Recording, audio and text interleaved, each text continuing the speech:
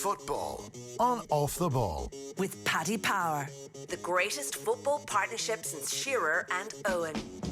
All right, so it's 7:30 on a Thursday night, and some things never change. John Giles was on the line with us. Evening, John. Evening, Nathan. You're keeping well? I'm good, thanks. Yeah. Good.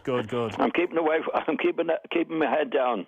That's. I think that is the advice for the next couple of months, more than likely. I think so. Yeah. So there's no live football, and there's not likely to be for the foreseeable future. So what you're going to do over the next few weeks is you're going to go through some of the bigger clubs in English football and maybe world football as we go along, and pick your greatest ever 11 since 1960. Basically, more or less since you moved to England. So you've seen them all at this stage, and we're going to start tonight with Liverpool.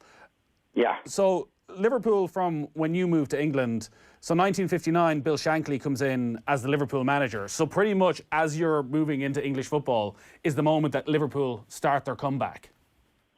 Yeah, well, he moved in, I think, 1959 when they were in the second division. They'd had a bad time for a few seasons, Nathan. And, when you talk about the right fit for a manager in a club, this was the ideal fit for Liverpool because Shankly had been a terrific player. But he had been in management. He was at Carlisle, Grimsby, Workington. He was assistant manager at Huddersfield with Andy Beattie, who was a pal of his, and took over for, I think, 2 or 3 years for Huddersfield. And hadn't really done very much at that particular stage, Nathan. And went to Liverpool, who were in dire straits. And you talk about the right man at the right time. And this is exactly what happened at Liverpool. And when you went to Manchester United at that time, was there a rivalry between Liverpool and Manchester United? Was that always there, or did United see themselves as a step above Liverpool? It wasn't there at that time at all, Nathan, because Manchester United had been a top team for a number of years with the Busby Babes and all the they were winning things. Liverpool were in the second division. So I always find with the rivalry, it doesn't happen until you're competing. And Liverpool weren't competing with Manchester United at that time. I mean, I had a personal experience on it. When I went to Leeds first, they were in the second division, and when we played at Old Trafford, it was nothing. But after a few years, the rivalry between Leeds and Manchester United was dreadful. Right. Really bad, Nathan. So you'll find when teams compete against each other, like when Liverpool took over Manchester United for a long spell, the rivalry really grew at that particular stage, and the bitterness set in. And just on Shankly then, because you would have gone up against the Liverpool side managed by him on many occasions. Like, what sort of character was he to see? Was he an imposing figure at times, or was he on the sideline? Like, would you have noticed him different to other managers on the sideline? The managers used to sit in the stand. But he was a football nut, in my opinion, right. And a great football nut, Nathan. He believed, in his team, these players that we're going to play. And apparently he used to watch the teams coming in at Anfield, say West Ham, for example, the players coming in, and he'd be straight into the Liverpool dressing room. I watched these coming in.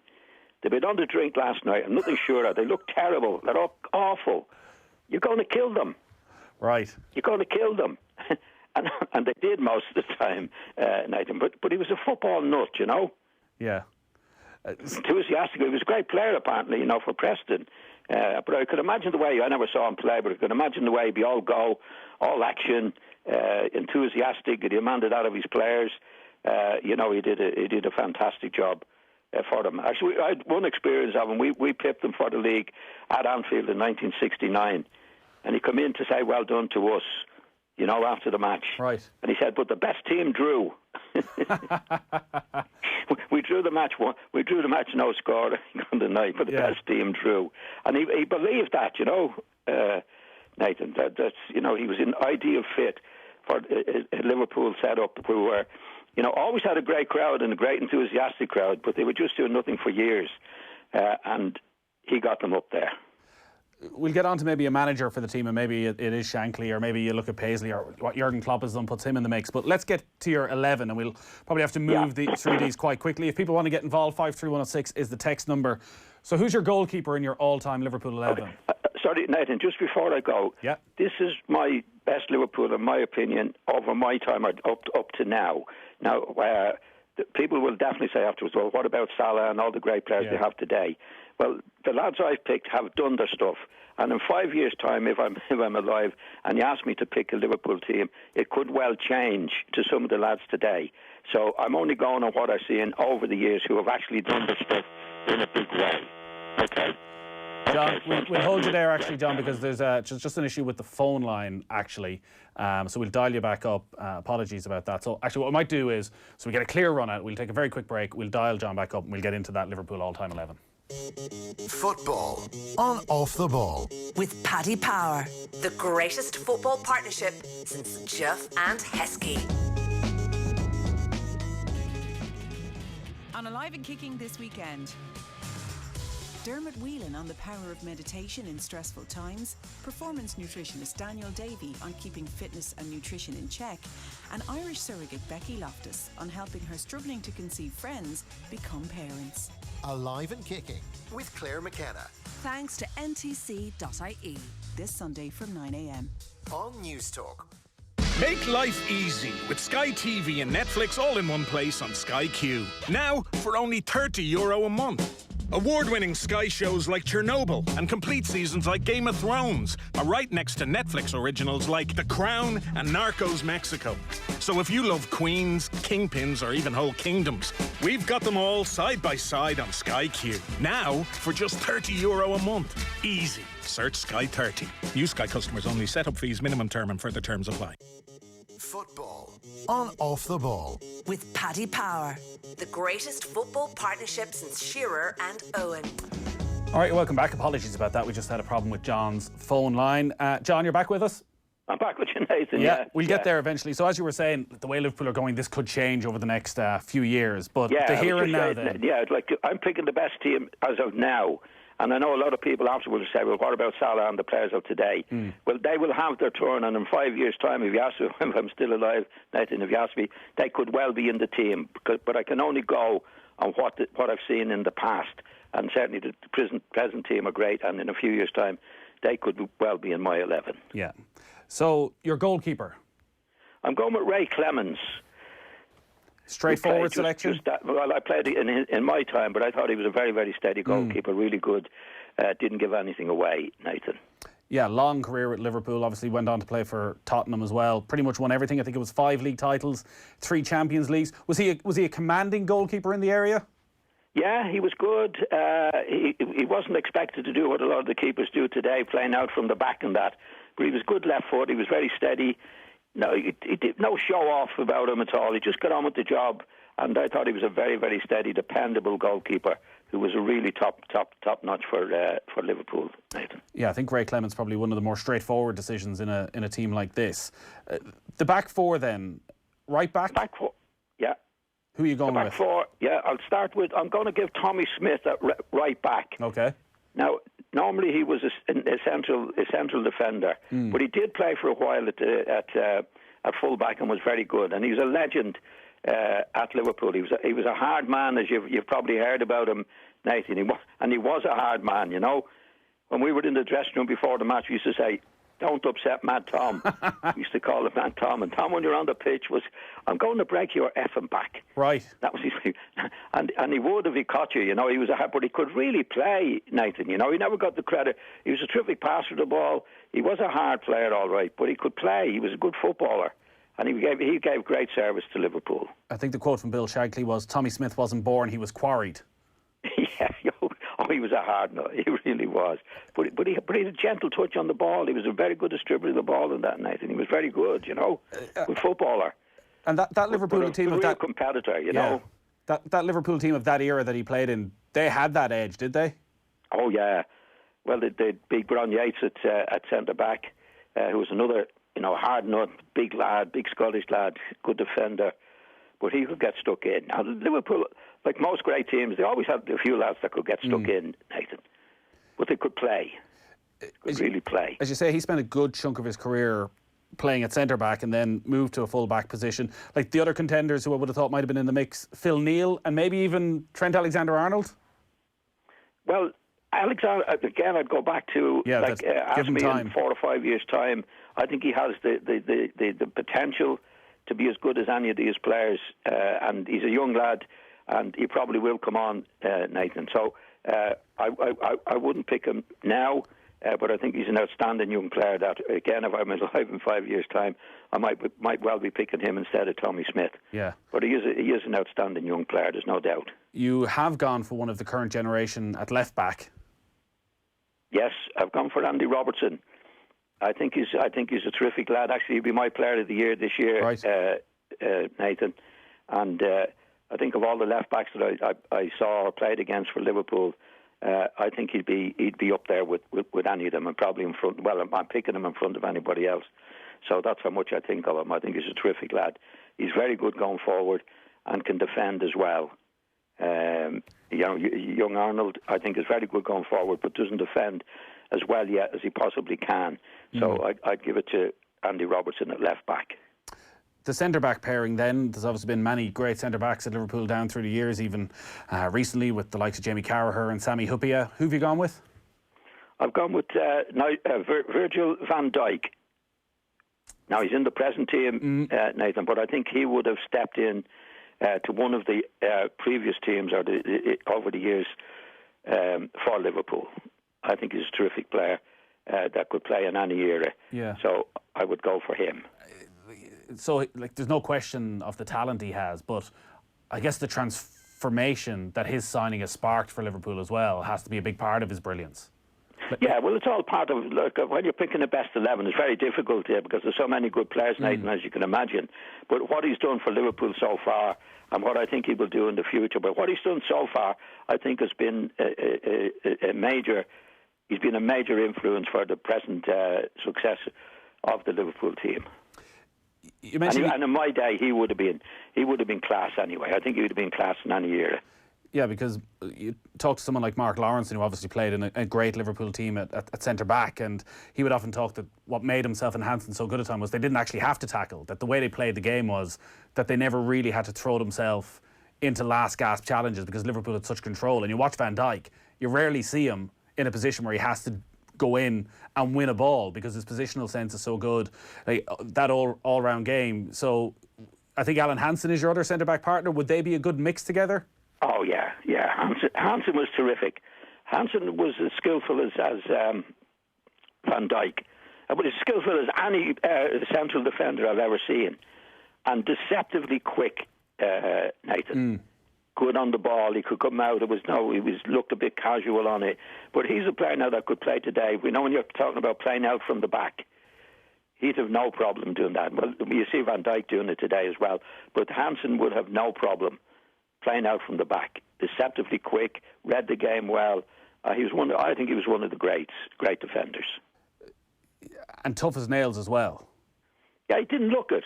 Right. He was classy player. Yeah. But of course, all good players, they can get stuck in when they have to. But you wouldn't see that as the major part of his game.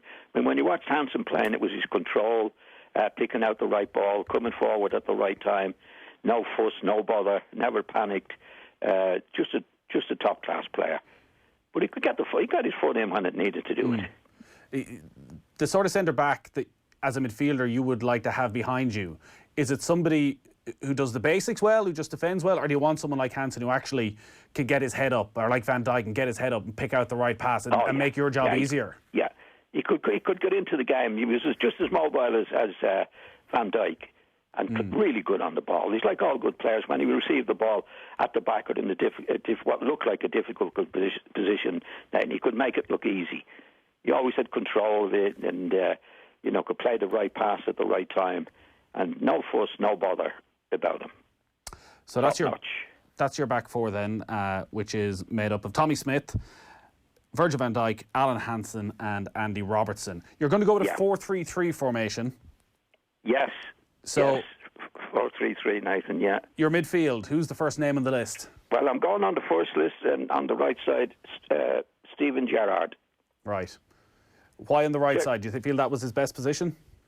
Yeah, I don't think he was ever a general in midfield, Nathan. He was a goal scorer, and the top-class goal scorer, and one of the best finishers I've ever seen on a football pitch from the midfield position. You know, he didn't direct the game or control the game from that position.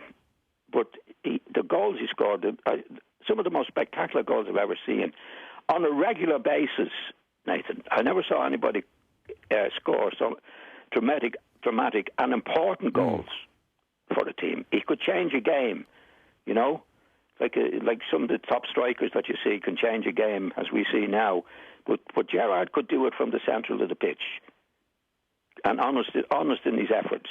Yeah. No fuss about him. Get on with the game. Now there was times like he could disappear for a little while, but the goal scored alone would make him one of the greats for Liverpool. He did seem, more than any other player of recent times, to just absolutely love the big moment. As you say, the dramatic goals he scored, that he was prepared to put it all on the line. And like at times, things went bad for him in big matches, and obviously everyone thinks about the slip against Chelsea that cost Liverpool the title. But there's few players in recent times who, in the final minute, was prepared to step up and just carry his team. Oh, he did it. He did it, and there's no doubt. And the goals he scored, I mean, he was a great goal scorer. And he was a scorer of great goals, because there can be a difference. I've seen lads who would be great goal scorers, but they'd be so good, like up front, they'd be knocking it in. Somebody would make a goal for them and they'd be knocking it in. But Gerrard, like, very seldom scored a simple goal. I know that sounds odd, but some of the goals he scored. I remember hitting one goal in one match where he was in the outside the box on the right side and picked his shot into the near post, Nathan. Yeah. Like when he hit it first, I thought, that's a bit of a fluke. He didn't mean that. But he did, and did it many, many times. He was a great match winner for Liverpool. Is he judged harshly? Because so much of the conversation around Gerrard is around a midfielder, a true central midfielder. And when people pick greatest Premier League teams of all time, he's sort of put in the mix of a Roy Keane and a Patrick Vieira. Like, was he not just a totally different type of player to those, that he actually should be in a slightly different conversation? Yeah, he wasn't one of those players. He wasn't a midfield player, a midfield general, Nathan. You know, that's why I think, just going off the chat a little bit, him and Lampard played for England for a long time, and they never hit it off between them, because neither of them were genuine midfield players. They were goal scorers coming from midfield, and what you need is a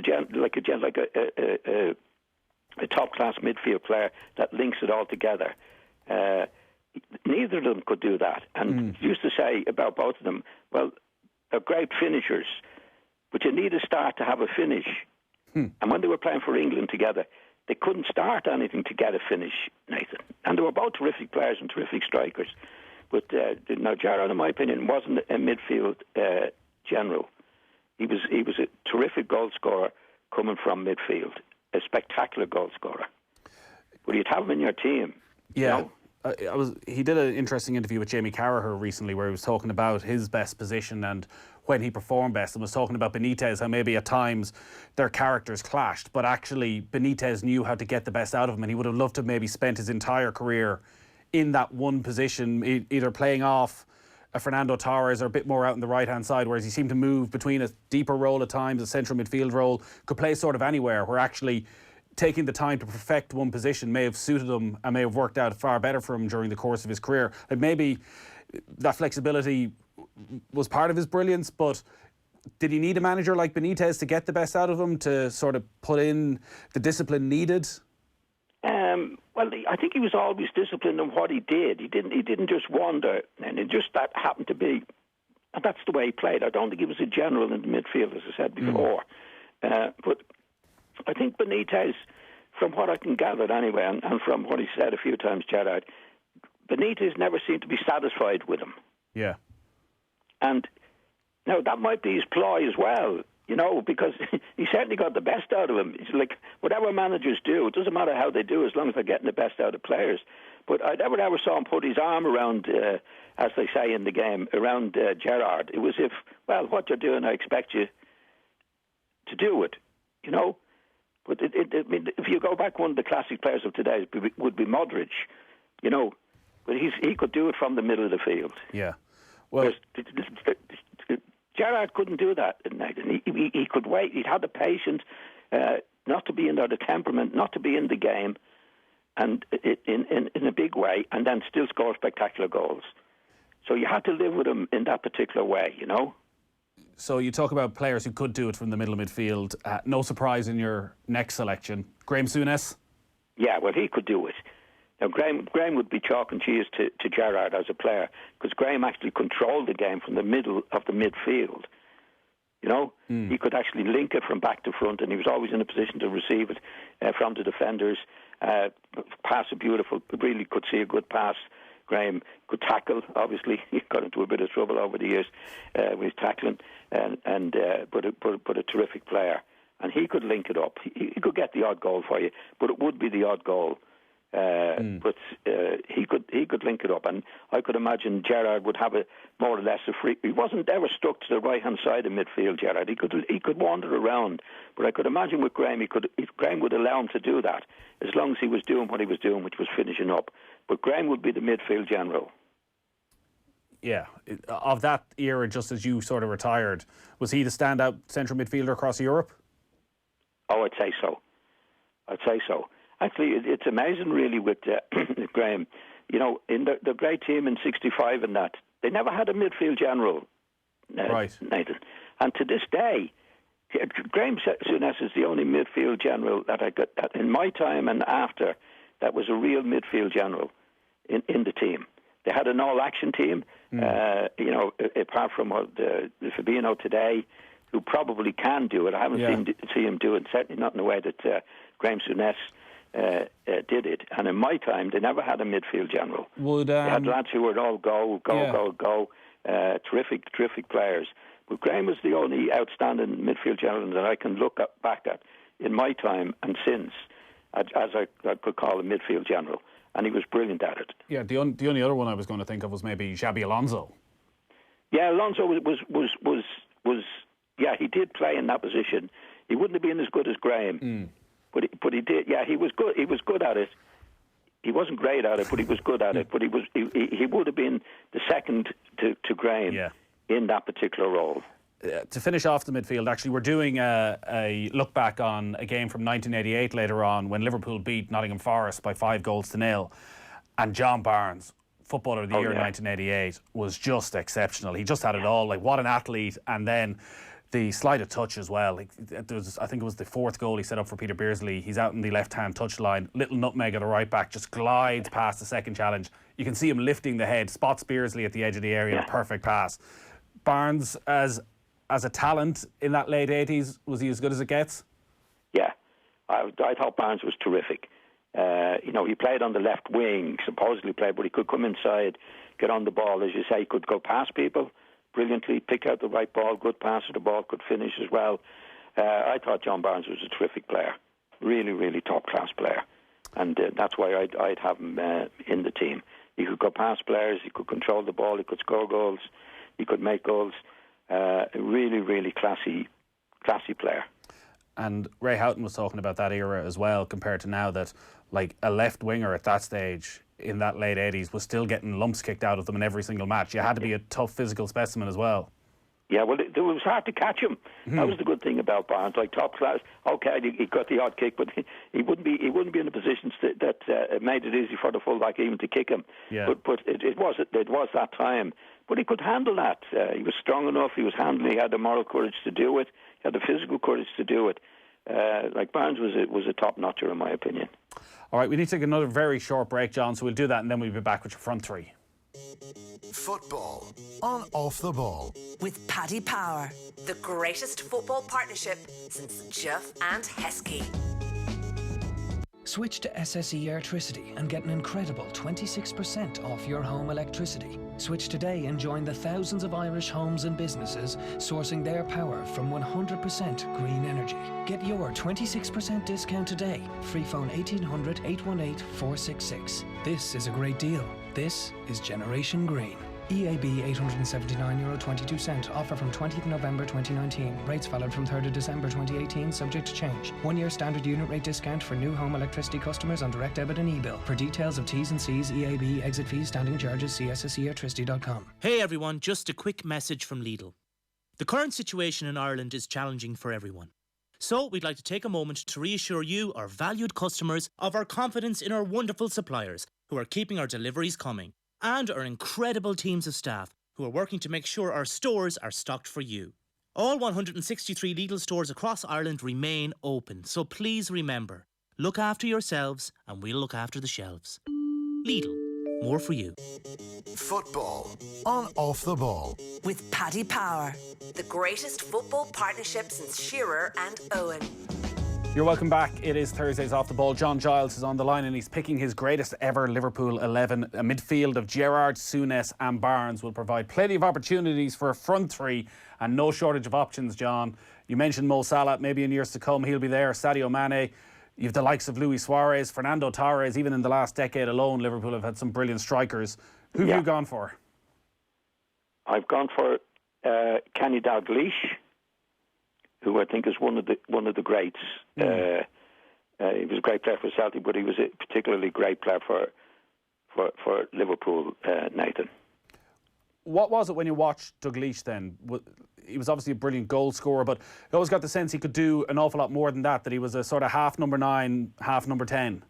Yeah, you don't often hear people talking about positional sense in the game. In my opinion, it's 90% of the game. And if you were to watch any of the kids watching Dalglish, if you get old movies or old matches, watch Dalglish.